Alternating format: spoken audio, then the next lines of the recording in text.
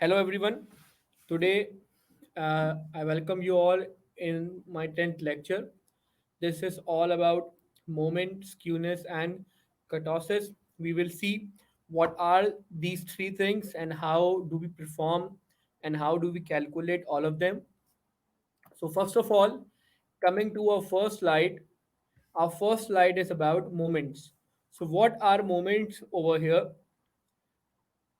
So moments are the important tool in statistics by which a number of characteristics of data can be described and studied. Especially the shape of the distribution can be determined for a large mass of data with the help of moments. अब ये moments है क्या, इसकी definition क्या कह रही है?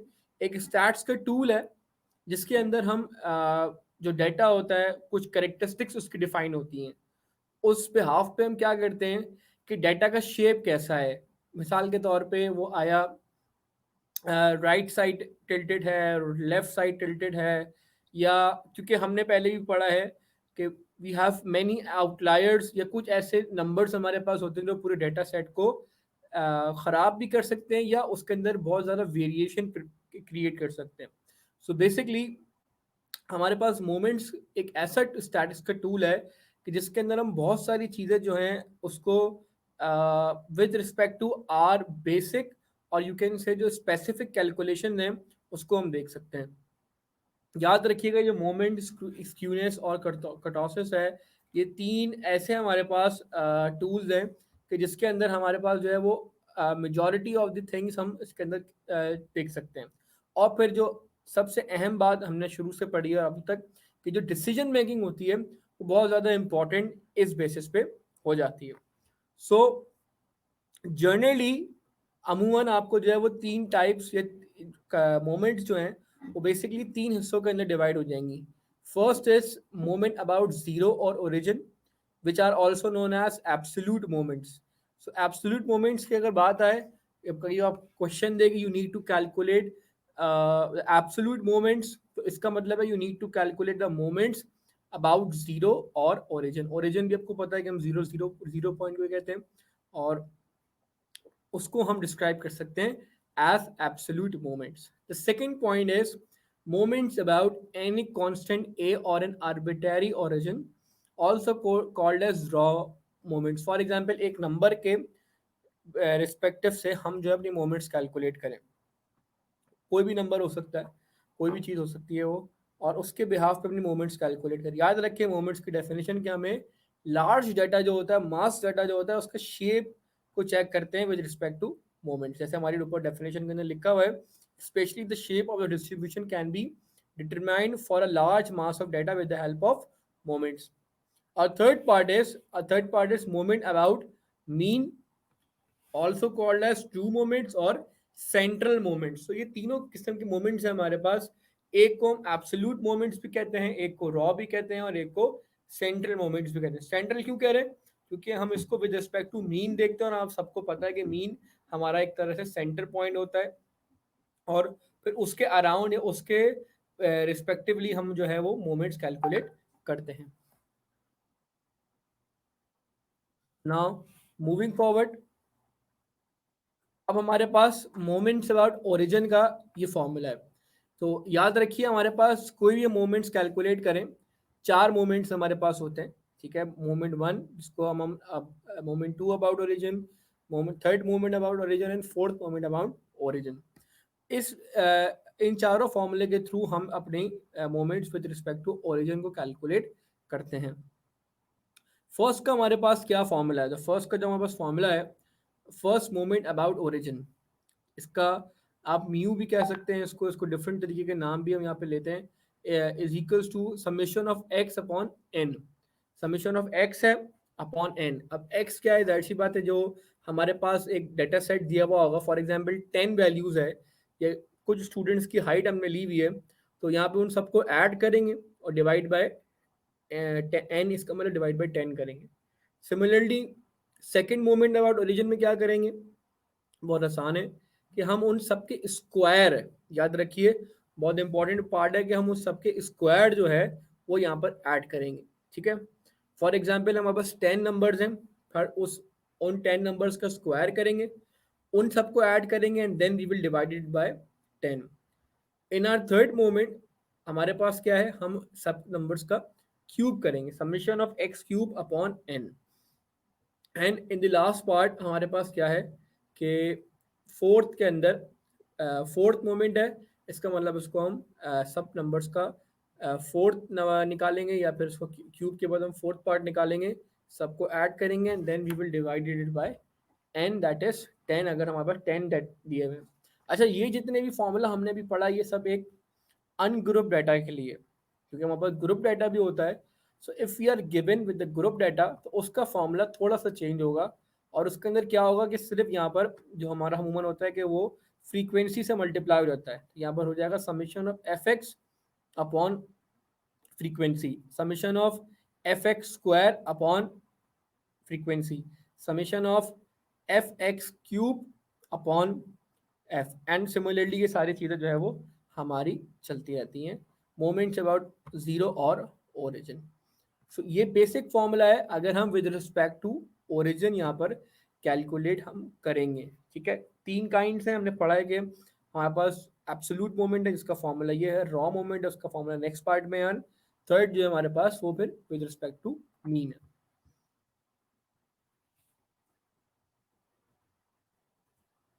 So, moments about constant, moments about zero constant a या any constant name कह सकते हैं. यहाँ पे कोई भी constant a हो, 2 हो, 3 हो, 4 हो. सो आप देखिए कि फॉर्मूला पूरा का पूरा वही है, सिर्फ हमारे पास उसके अंदर एक चीज का इजाफा हुआ है, वो दैट इज हम पहले x ले रहे थे, यहाँ पर x माइनस ए हमने लिया है. a जो है बेसिकली वो सबसे हम माइनस करेंगे, summation of x minus a upon n. इसी तरीके से summation of x minus a square upon n, summation of x minus a cube upon n and summation of x minus a power 4 upon n. तो हमारे पास जो है वो basically ये चार हम कह लें कि मोमेंट्स हैं. इन चारों मोमेंट्स को अगर विद रिस्पेक्ट टू हम एनी कांस्टेंट ए कैलकुलेट करेंगे तो हमारे पास ये तरीका मौजूद है कि हम उसके जो फॉर्मूला है उसमें से हम x माइनस ए करें और उन सबको ऐड करें. फॉर इंस्टेंस मैंने कहा था कि हमारे पास 10 नंबर्स हैं, कोई भी हो सकते हैं, वी कैन टेक 1 till 10, और हम क्या करेंगे, कांस्टेंट 5 के रिस्पेक्ट हमें मूवमेंट कैलकुलेट करनी है. सो क्या होगा, 1 - 5 होगा, इसी तरीके से 2 - 5, 3 - 5, 4 - 5, ऐसे सो ऑन आपके सारे होते रहेंगे. उन सबको आप ऐड करेंगे एंड डिवाइड बाय एन कर देंगे. 2 में क्या होगा, सिमिलरली 5, फॉर एग्जाम्पल 1 - 5 इज -4, -4 का स्क्वायर आपने किया एंड फिर आपने उन सबको ऐड कर लिया जितने भी आपके पास आए, इनको डिवाइड कर लिया. हो इंशाल्लाह हम इसकी जो सारी एग्जांपल्स हैं वो सॉल्व भी करेंगे बोर्ड पे इंशाल्लाह, और आपको नेक्स्ट लेक्चर्स के अंदर वो नज़र भी आएगी. सो हमारे पास अभी हमने दो मोमेंट्स को चेक किया है. The first one is absolute moments, second is raw moment जो कि with respect to any constant होता है.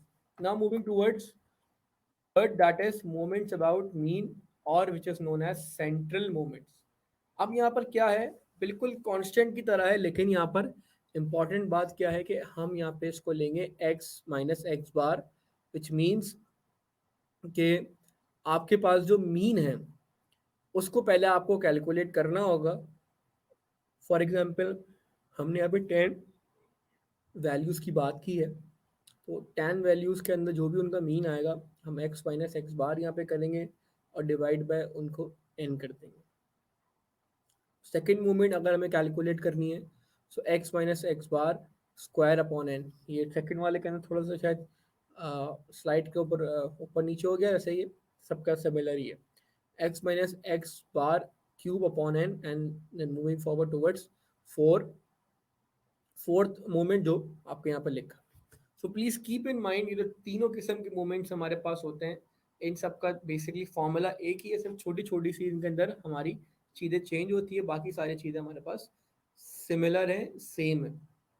तो नाउ चार मोमेंट्स को कैलकुलेट कर रहे हैं. ये भी अमूमन स्टूडेंट्स क्वेश्चन पूछते हैं कि हम फोर्थ मोमेंट क्यों कर रहे हैं. तो इंशाल्लाह ये भी हम आपको बताएंगे कि चार मोमेंट्स हैं हमारे पास, चार मोमेंट्स को कैलकुलेट कर रहे हैं क्योंकि हमारे पास डिसीजन मेकिंग में बहुत सारी चीज़ें आसान हो जाती हैं. और हम तीनों किस्म की मोमेंट्स को कैलकुलेट करते हैं क्यों, ताकि हमारे पास जो शेप है वो वाजे हो जाए. अब फॉर एग्जांपल अगर हम 1 लाख लोगों का डाटा को मॉनिटर कर रहे हैं, जाहिर सी बात है हम किसी को भी एक साथ जो है वो नहीं देख सकते, बहुत मुश्किल होता है। सबके अलग अलग करेक्टरिस्टिक्स को देखना एक साथ मुश्किल है। फिर हम एक जनरलाइज आइडिया क्रिएट करने के लिए, जनरलाइज कंक्लूजन ड्रॉ करने के लिए हम ये वाली चीज़ें, चाहे मोमेंट्स हो, स्क्यूनेस हो या कटोसिस हो, उसको हम जो है वो बेसिकली उसको अप्लाई करते हैं, उसको देखते हैं, then we make a decision upon our calculations. So this is about moments. क्योंकि हम ओवरऑल इस वाली स्लाइड के अंदर सारे जो हमारे पास चीज़ें हैं, मोमेंट्स, क्यूनेस एंड कर्टोसिस, उसको चेक करेंगे। लेकिन प्लीज़ कीप इन माइंड के सब जो है वो शायद एक दूसरे से कनेक्टेड भी हो कुछ एरियाज में। कि हम अगर फॉर एग्जांपल मोमेंट्स कैलकुलेट कर रहे हैं, क्या पता कुछ मोमेंट्स हमारे पास स्क्यूनेस में काम आए। अगर हम स्क्यूनेस कैलकुलेट करें, क्या पता वो हमारे पास अलग किसी कैटेगरी में काम आए। सो अमूमन इसका सवाल जो है वो कभी एक साथ भी पूछा जाता है, अलग अलग करके भी पूछा जाता है। सो दीज या this concept is very important. और ये क्लियर होना चाहिए कि why are we using moments over here, why are we using moments about mean, why are we using moments about any constant, and why are we choosing moments, absolute moments about origin। क्योंकि ये सारे के सारे, अब हम पर जब large data set होता है तो उसके अंदर हर किस्म के हमारे पास क्वेश्चंस होते हैं, सिनेरियोज होते हैं। हर सिनेरियो को इवेल्युएट करने के लिए हम अलग अलग मोमेंट्स के कॉन्सेप्ट को वहाँ पर अप्लाई कर सकते हैं। क्योंकि अमूमन आप देखते हैं अगर एक आउटलायर की वजह से पूरा मीन आप पे इफेक्ट हो रहा है, तो हम फिर विद रिस्पेक्ट टू मीन जो है वो मोमेंट कैलकुलेट करते हैं। अगर किसी एक कांस्टेंट की वजह से हमारे पास पूरा सेट जो है वो खराब हो रहा है, फिर उस कांस्टेंट की रिस्पेक्टिव हम करते हैं। और फिर तीसरा हमारे पास अगर खराब ना हो तो उनको बिल्कुल जो हमारे पास फॉर्मूला प्रोवाइडेड होता है उस फॉर्मूला के तहत हम उसको कैलकुलेट करते हैं। सो this is all for moments over hair. And please keep in mind कि ये जो कॉन्सेप्ट है बहुत इंपॉर्टेंट है स्टैटिस्टिक्स के पॉइंट ऑफ व्यू से, क्योंकि ये आपको हर जगह तकरीबन नजर आएगा। नाउ अब सेकंड पार्ट जो हमारे पास है, क्योंकि बहुत ज़्यादा आपने देखा भी होगा, और अमूमन आप किसी भी मैथमेटिशियन के पास या स्टैटिस्टिशियन के पास जाएंगे तो वो स्क्यूनेस के हवाले से या डेटा सेट जो आपके पास है उसके हवाले से आपसे क्वेश्चन करेगा कि ये जो स्क्यूनेस है आप इसको किस तरीके से देखते हैं, या कि क्या है, क्या बेसिकली ये। सो अब ये पूरी एक डायग्राम भी इसकी बनी हुई है, भी इंशाल्लाह हम डिस्क्राइब करेंगे, इसको भी हम चेक करेंगे। पहले जो है हम जरा आते हैं कि ये जो 2 पॉइंट्स यहाँ लिखे हुए हैं इसका मतलब क्या है। The measure of skewness tell us whether the dispersal of items from an average is symmetrical और नॉट। कहने का मतलब क्या है कि जो हमारे पास मेजर्स ऑफ स्क्यूनेस है, हमें ये बताता है कि जो आइटम्स हमारे पास है क्या उसके अंदर कुछ सिमेट्रिकल सिमेट्री है या सिमेट्री नहीं है। ठीक है, अगर सिमेट्री होती है जाहिर सी बात है कुछ और बेसिस पे कैलकुलेशन होती है या किसी और उस पर करते हैं। अगर सिमेट्री नहीं होती तो फिर हम इसको अलग मेथड से देखते हैं। ठीक है, सेकेंड पॉइंट क्या कह रहा है, we can also say that skewness is the degree of departure from the point of symmetry. क्या कह रहे हैं कि स्क्यूनेस जो है वो एक तरह से डिग्री और डिपार्चर है अगर हम सिमेट्री के पॉइंट ऑफ व्यू से आप देखें। अब हम जरा आ जाते हैं इस पूरी फिगर के अंदर, जो फिगर पूरी हमारे पास बनी हुई है, और ये फिगर क्या स्टेट कर रही है। अगर हमारे पास एक ऐसी जगह का mean is less then median is less then mod, क्योंकि हमने सारी चीज़ें कैलकुलेट करी हैं, कहीं मीन ज़्यादा आ रहा होता है, कहीं मीडियन ज़्यादा आ रहा होता है, कहीं मॉड ज़्यादा आ रहा होता है, ये डाटा हम सब कर चुके हैं। ठीक है, और तीनों आप देखें क्या है, मेन पार्ट यहाँ पे क्या है, तीनों हमें एवरेजेस बताते हैं कि ये एवरेज है, हाउ टू कैलकुलेट एवरेज। यहाँ पे प्रॉब्लम क्या है हमारे पास, क्यों इस क्यूनेस को इस्तेमाल कर रहे हैं। तो ये कुछ एरियाज में हमारे पास मीन कम होता है, मीडियन ज़्यादा होता है, और मॉड उससे भी ज़्यादा होता है। क्योंकि मॉड की डेफिनेशन आपको पता है कि मोस्ट अकर्ड वैल्यू, और मीन आपको पता है कि हम सबको ज्वाइंट ऐड करके divide by number of observation करते हैं। व्हाट इज मीडियन, मीडियन आपको पता है कि हम मिडिल वैल्यू को कैलकुलेट करते हैं। तो अब अगर ऐसे हमारे पास हो तो हम उसको क्या करते हैं, हम उसको अमूमन कहते हैं कि this is negatively skewed, negative direction है उसका। मीन छोटा है, मीडियन उससे बड़ा है, मॉड फिर उससे बड़ा है।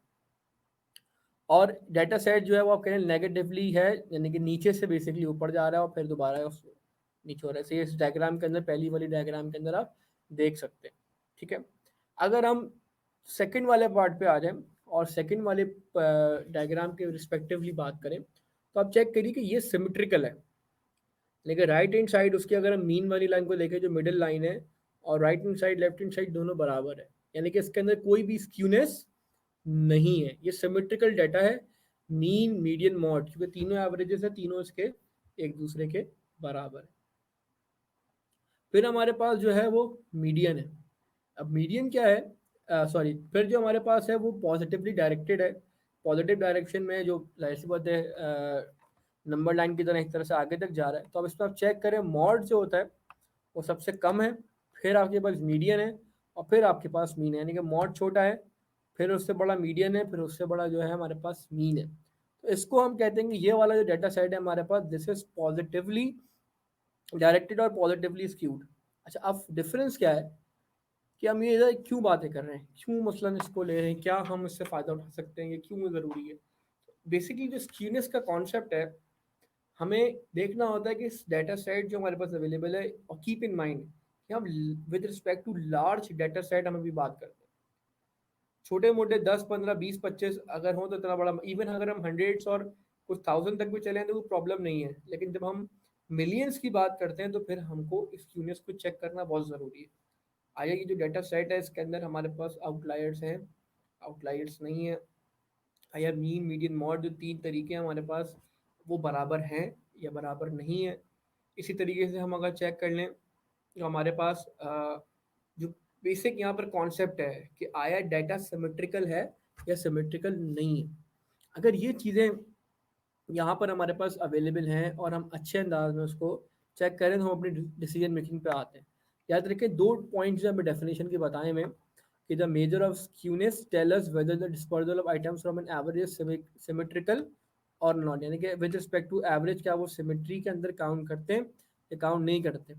और दूसरा पॉइंट जो यहाँ पे था क्या था, you can also say that skewness is the degree of departure from the point of symmetry.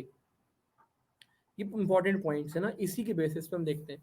अब आप ये फिगर में देखें, एक जो है वो पॉजिटिव डायरेक्शन पे है, एक जो है वो नेगेटिव डायरेक्शन पे, बीच वाला सिमेट्रिकल डाटा। अगर नेगेटिव पे होगा तो ऐसी बात है उसको हम कहेंगे नेगेटिवली स्क्यूड या नेगेटिव डायरेक्शन, क्योंकि उसके अंदर मीन कम है और फिर बाकी चीज़ें जो है ना आहिस्ता आहिस्ता बढ़ रही है। मीडियन आपको पता है हमेशा जो है वो बीच की वैल्यू होती है। अब शायद डाटा सिमेट्रिकल हो या ना हो, मीडियन हमेशा आपको पता है बीच में ही रहेगा। ये पॉसिबिलिटी कम है कि मीन मॉड जो है वो मीडियन से बिल्कुल बराबर हो जाए या कम हो जाए। ठीक है, ये मॉड होता है मोस्ट अकर्ड वैल्यू, और मोस्ट अकर्ड वैल्यू ऐसे बात है जो चीज़ ज़्यादा करोगी वो फिर मॉड में काउंट हो जाएगी। कॉन्सेप्ट जो है वो आप देखें, मोमेंट्स का कॉन्सेप्ट क्या था, मोमेंट्स का कॉन्सेप्ट भी वही था कि हमें डेटा सेट की शेप देखना है। यहाँ पर भी हमने बेसिकली उसके शेप पे बात की है कि आया जो डाटा का हम जो अवेलेबल डाटा है उसका शेप क्या है, किस तरह वो ज़्यादा स्क्यूड है, किस तरह वो ज़्यादा हम उसको बेसिकली काउंट कर रहे हैं। सो इसके अंदर जो हमें समराइज निकालनी है, एक्चुअली हमें जो चीज़ समझनी है कि हमारे पास तीन किस्म की स्क्यूनेस हो सकती है। एक तो बिल्कुल भी नहीं है, एक नेगेटिवली स्क्यूड है, और एक डाटा हमारे पास पॉजिटिवली स्क्यूड है। So now moving forward towards our third part, that is kurtosis. थोड़ा सा टेक्निकल इसके अंदर चीज़ें हैं, और हम कोशिश करेंगे कि इसके अंदर कुछ चीज़ों को समझें और इसको कैलकुलेट करें कि क्या है, और इसके अंदर कौन कौन सी ऐसी चीज़ें हैं कि जिनको हम पढ़ सकते हैं कर्टोसिस के अंदर, क्या कहलाते हैं, क्या नहीं कहलाते ये, और है क्या, और क्यों हमने बेसिकली इसको यूज़ कर रहे हैं, क्या फॉर्मूला है इसका। So kurtosis indicates whether a particular distribution is more flat topped और more peak than the normal distribution। यानी कर्टोसिस बताता है कि आया ये, मतलब अगर हम फॉर एग्जांपल यहाँ पे पहाड़ों की मिसाल ले लें, क्योंकि अमूमन स्टूडेंट्स को हम वैसे टीवी शोज पे या अपनी क्या कहते हैं मूवीज़ वगैरह में भी देखते हैं, बहुत सारे लोगों ने जो विजिट किया होता है उनको पता चला होगा किसी की पीक जो है वो जाहिर सी बात है बहुत फ्लैट होती है, कोई जो है वो टॉप पे पीक होता है, बहुत ऊपर जा रहा होता है। सो इसी तरीके से हम डाटा सेट को बेसिकली कैलकुलेट करते हैं, और उसका फॉर्मूला भी हमारे कर्टोसिस का नीचे दिया हुआ है। उससे पहले यहाँ पे तीन पॉइंट्स हैं उसको हम चेक करते हैं। तो first point is distribution having high peak is called leptokurtic. अगर उसकी पीक ज़्यादा है, हाई है, ऊपर तक वैल्यूज जा रही हैं, हाई पीक है, उसको कहते हैं लिप्टोकोटिक। ऐसी बात है, ये मैथमेटिशियंस ने, स्टैटिस्टिशियंस ने जो है ये चीज़ें डिफाइन की हैं, और इसको कैलकुलेट करने का तरीक़ेकार भी यहाँ बताया। Second point is a distribution which is flat top, यानी कि फ्लैट टॉप होते हैं, या और लो पीक इज कॉल्ड प्लेटिकोटिक। उसको हम विद रिस्पेक्ट टू अभी डायग्राम भी आप चेक करेंगे इंशाल्लाह देखेंगे। और जो फोर्थ पॉइंट है हमारे पास वो क्या है, सॉरी थर्ड पॉइंट है a distribution which is not very peak is called mesokurtic. तो ये तीन हमारे पास है, लेप्टोकर्टिक, प्लेटिकर्टिक एंड मेसोकर्टिक। हम ये कैसे कैलकुलेट करते हैं और ये क्या किस क्या जो हमारा फॉर्मूला है क्या डिफाइन करेगा इंशाल्लाह नेक्स्ट स्लाइड के अंदर भी आपको मिलेगा। सबसे पहले हम कर्टोसिस को देख लें। कर्टोसिस को क्या चीज़ डिफाइन करती है। तो बी टू के सब कहते हैं बीटा, बी टू हम कहते हैं अमूमन बी टू उसको डिफाइन करने के लिए लिखा है, क्योंकि अमूमन मैथमेटिशियंस जो है वो हर चीज़ को अपने आसानी के लिए कोई एक सिंबल असाइन कर देते हैं। पूरा कर्टोसिस लिखने से बेहतर है कि हम बी टू लिखें, इसका मतलब जो है हम कर्टोसिस को कैलकुलेट कर रहे हैं। तो b two is equals to mu four upon mu two square, इसको हम म्यू भी कहते हैं। और म्यू फोर ऐसा भी हमने देखा था, हमें म्यू फोर कैसे निकालना है हमने पीछे चेक किया है। उसको हम स्क्यू मोमेंट्स के पॉइंट ऑफ व्यू से निकालेंगे, यहाँ रखेंगे और फिर इसको डिवाइडेड बाय म्यू टू का स्क्वायर कर देंगे। अब जो हमारे पास क्या आएगी वो वैल्यू को हम इंशाल्लाह नेक्स्ट स्लाइड में देखेंगे। अभी पहले हम समझ लेते हैं ये क्या है। अब देखें तीन किस्म के डेटा सेट्स हमारे पास, जनरल फॉर्म्स ऑफ कर्टोसिस, तीन जनरल फॉर्म्स है। लेप्टोकर्टिक है, नॉर्मल है, मेसोकर्टिक है एंड प्लैटिकर्टिक है। यानी कि एक धरती पर पीक फॉर्म में है, एक थोड़ा सा हम कह लें बिल्कुल नॉर्मल है। जैसे अमूमन हमारे पास आप इसकी एग्जांपल स्पीड ब्रेकर से भी ले सकते हैं, क्योंकि कुछ जगह हमारे पास नॉर्मल स्पीड ब्रेकर्स होते हैं, कुछ बहुत ही खतरनाक स्पीड ब्रेकर्स होते हैं, बहुत ऊपर की तरफ निकले हुए होते हैं, कुछ नॉर्मली नीचे आ रहे होते हैं और कुछ बिल्कुल अ, छोटे से होते हैं, प्लैटिकर्टिक टाइप होते हैं। जो कर्टोसिस के ये तीन हमारे पास जो है वो बेसिकली पार्ट्स हैं, लेप्टोकर्टिक, मेसोकर्टिक एंड पेटिकर्टिक। एक को हमने रेड से यहाँ पे डिफाइन किया है, वो एक को ग्रीन से, एक को ब्लू से। अब हम ये जो डाटा सेट हमारे पास आएगा, अगर वो इन तीनों फॉर्म में आएगा तो कर्टोसिस के बेस पे हम कुछ उस पर डिसीजन मेकिंग अपनी कर सकते हैं। वो डिसीजन मेकिंग जाहिर सी बात है वेरी करेगी कि इसका क्वेश्चन क्या है, कि हम उसको किस बेस पर उसको डिफाइन करें। सो कीप इन माइंड कि हर चीज़ का जो हमारे पास है वो जो उसका मेन हाइपोथेसिस क्वेश्चन होगा या जो भी जनरलाइज क्वेश्चन हम पूछना चाह रहे होंगे, बेसिकली वो उस पर डिपेंड करेगा और उस फॉर्म पे वो आएगा। तो हमारे पास फिर जो है वो कर्टोसिस को किस तरीके से कैलकुलेट करना है क्या है, ये यहाँ पे दिया हुआ है। अगर B2 आपका 3 के बराबर है, then the curve is said to be mesokurtic. If B2 is 3, exact 3 आ गया आपके पास, मेसोकर्टिक है। यानी कि हमने पहले स्लाइड में पढ़ा था, इसको हम यहाँ पे ग्रीन उससे डिफाइन कर सकते हैं। ग्रीन वाला जो हमारे पास है वो मेसोकर्टिक है, तो इसका B2 जो है वो 3 के बराबर आएगा, एग्जैक्ट 3 आएगा। और एग्जैक्ट 3, अच्छा एग्जैक्ट 3 क्या है, जाहिर सी बात है ये सारी कैलकुलेशन हैं, डेरिवेशन हैं, वो अभी फिलहाल हम अपने कोर्स के अंदर नहीं पढ़ेंगे। लेकिन ये सारी जो है वो रिस्पेक्ट टू प्रूफ्स जो है वो शो हुई हुई है। अभी हम यहाँ तक पढ़ेंगे B2 अगर 3 के बराबर है तो हमारे पास जो कर्व है वो मेसोकर्टिक कहलाएगा। और मेसोकर्टिक के अंदर हमारे पास B2 को 3 अगर आगे तो वो फिर नॉर्मल डिस्ट्रीब्यूशन के अंदर काउंट होगा। फिर हमारे पास है if B2 is greater than 3, अगर आपके पास B2 या कर्टोसिस की जो वैल्यू है वो 3 से ज़्यादा आई तो curve is said to be leptokurtic over. या लेप्टोकर्टिक किससे रिप्रेजेंट करते हैं हम पीछे वाली स्लाइड में चेक करते हैं। Leptokurtic is the red form. अगर हमारे पास less than sorry greater than 3 आया और जो हम फॉर्मूले के तहत चीज़ें कैलकुलेट करेंगे तो उसके अंदर value if the value is greater than 3, तो हम क्या करेंगे, हम बेसिकली उसको लैप्टोकर्टिक में काउंट करेंगे। इस तरीके से लैप्टोकर्टिक आ जाएगा और फिर हमारी जो डिसीजन मेकिंग होगी वो इसी फॉर्म पे या इसी बेसिस पर डिपेंड करेगी। फिर जो हमारे पास लास्ट पार्ट है वो क्या है, if B2 is less than 3। If B2 is less than 3 then the curve is said to be platykurtic. अगर हमारे पास ये जो थर्ड वाला कर्व है जो ब्लू फॉर्म में है, अगर हमारा B2 जो है वो लेस देन 3 आ रहा है, देन इट मीन्स के हमारे पास ये प्लाटिकर्टिक है। और इसको हम प्लाटिकर्टिक के तौर पे या नेगेटिव साइन भी इसका लिखा हुआ है उस फॉर्म में हम डिफाइन करेंगे।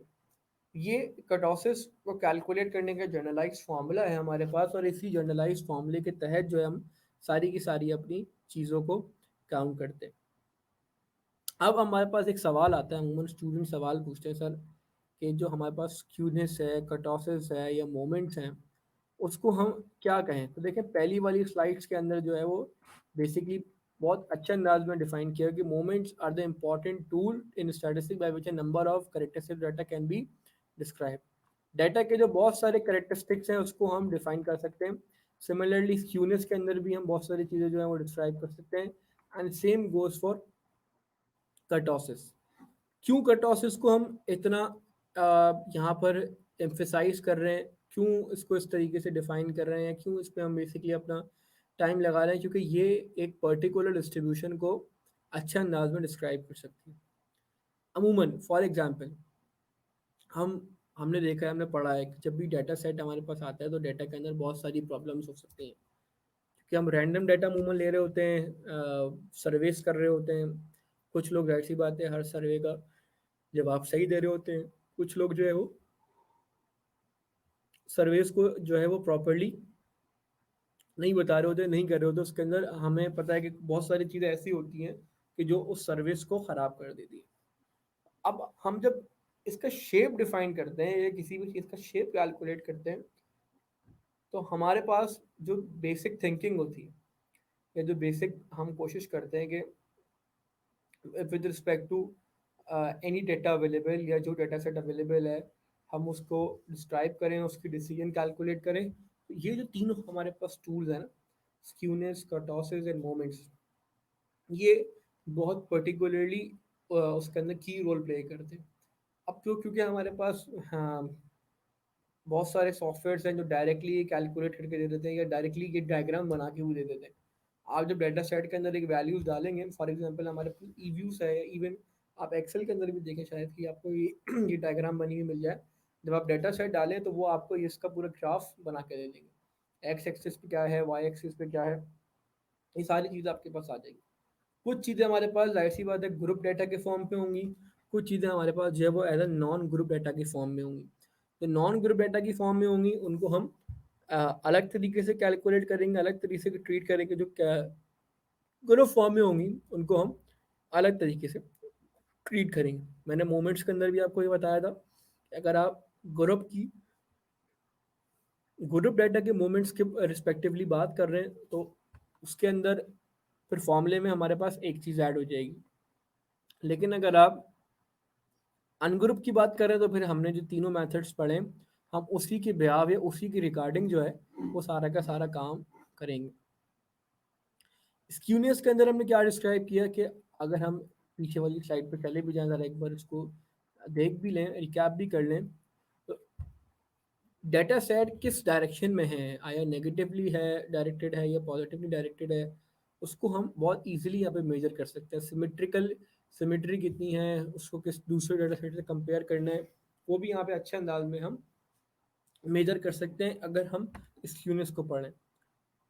अब हमें याद रखना है जो इम्पोर्टेंट तरीन बात है, क्योंकि अभी इसके अंदर हमने इस स्लाइड के अंदर स्क्यूनेस की कैलकुलेशन या स्क्यूनेस कैसे करेंगे वो हम इंशाल्लाह नेक्स्ट क्लास के अंदर बहुत डिटेल में इंशाल्लाह उस पर बात करेंगे। और कटॉसिस के अंदर भी जो एग्जांपल्स हैं उसको हम बात करेंगे। ये जो यहाँ पर हमारे पास वर्डिंग्स दी हुई हैं, लेप्टोकर्टिक, प्लैटिकर्टिक, मेसोकर्टिक, इनको डिस्क्राइब करने के लिए दी हुई हैं।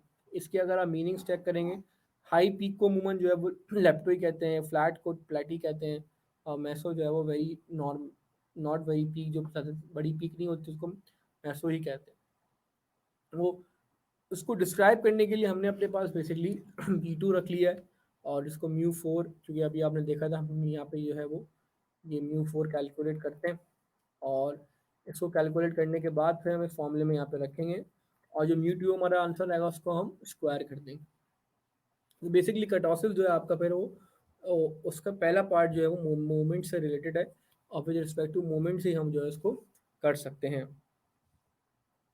अनदर इम्पॉर्टेंट चीज़ यहाँ पे हमें मिस नहीं करनी है, इसकी कैलकुलेशंस जो होती हैं अमूमन जो है वो जाहिर सी बात है थोड़ी सी लेंदी होती हैं।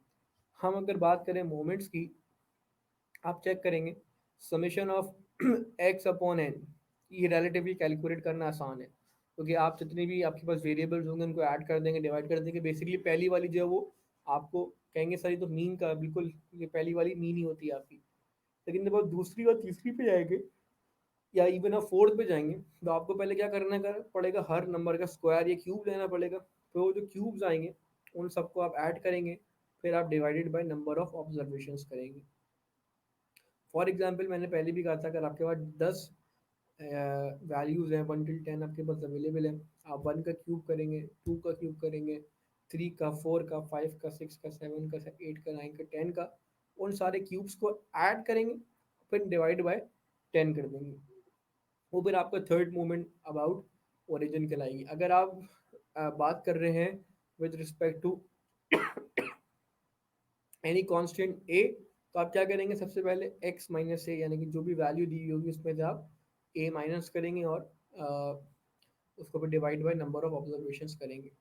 याद रखें, आपको अमूमन जो पहला वाला मोमेंट है कि उसके अंदर जब x माइनस ए करते हैं, कोई भी कांस्टेंट लेते हैं, तो थोड़ी सी प्रॉब्लम आ सकती है कि शायद कई जगह पर आंसर एक्सपेक्टेड है कि ज़ीरो भी आ जाए।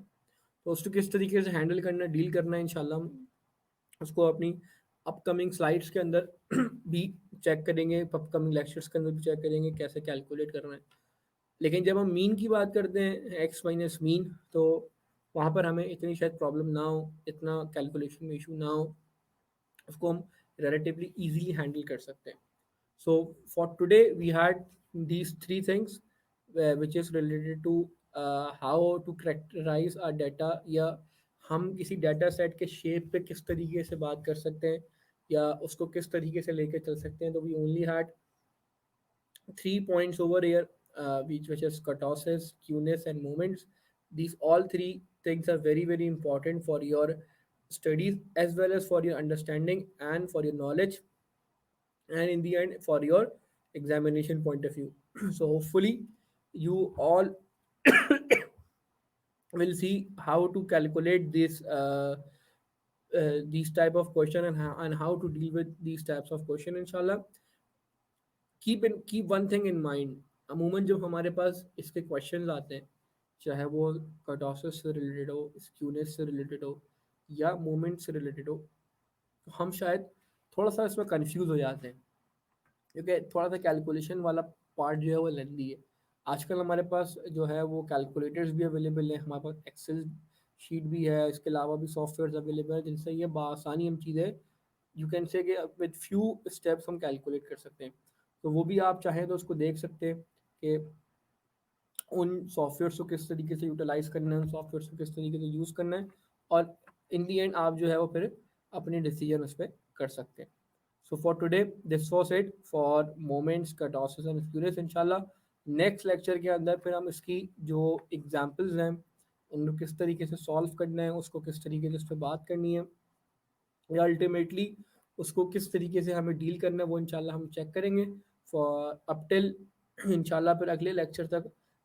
होपफुली आप इंशाल्लाह इसको रिवाइज करेंगे, इसको देखेंगे, और फिर इंशाल्लाह हम अगले लेक्चर में मुलाकात करेंगे। Thank you very much. अल्लाह हाफिज़ फॉर टुडे।